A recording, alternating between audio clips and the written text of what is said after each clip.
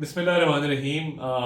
मैं आज आपा इशरत फातिमा के घर हाज़िर हुआ हूँ और ये एक पाकिस्तान की तारीख़ में मैं समझता हूँ कि न्यूज़ कास्टिंग में नशरियात के हवाले से, ब्रॉडकास्टिंग सर्विसेज के हवाले से इनकी एक पहचान है, एक शनाख्त है।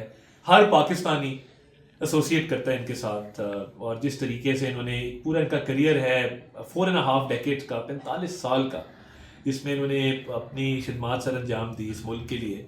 तो पाकिस्तान का हर तबका, हर शख्स, हर बच्चा बड़ा वो जानता है कि शी नीड्स नो इंट्रोडक्शन।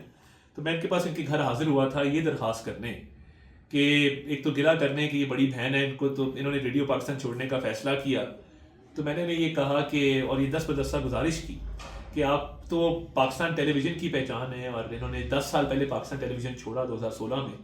इनको रिक्वेस्ट की है कि ये एज अ मेंटोर वापस आएँ और पाकिस्तान टेलीविज़न में आए। रेडियो छोड़ना इनका फ़ैसला था, उसको हम कबूल करते हैं, बट ये आए पाकिस्तान टेलीविज़न में मेंटोर के तौर पे, एक बड़े के तौर पे। ये हमारी जो न्यूज़ कास्टर्स हैं उनकी ट्रेनिंग के लिए, उनकी तरबियत के लिए, उर्दू ज़बान के फ़रोग के लिए, उनको सिखाने के लिए कि न्यूज़ कैसे पढ़ी जाती है अंडर प्रेशर, अच्छे हालात में, बुरे हालात में, कोई कुदरती आफत आ जाए खुदा ना खास्ता।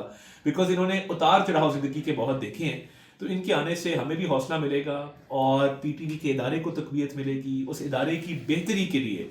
और देखिए, इनका कभी सियासत से कोई ताल्लुक नहीं रहा, इनका कोई सियासी झुकाव नहीं रहा, इन्होंने प्रोफेशनली अपनी पूरी ज़िंदगी गुजारी है।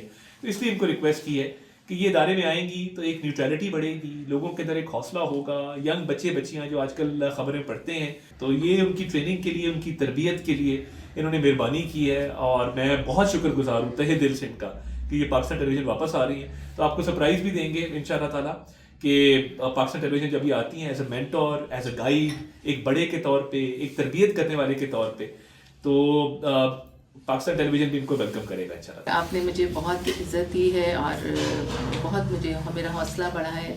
मेरा न्यूज़ रीडिंग का जो काम है ये मेरे लिए बिल्कुल ऐसे है कि ये मेरी ज़िंदगी है और ये फ़ैसला जो मैंने किया ये भी मैंने बहुत ही मजबूरी से किया था।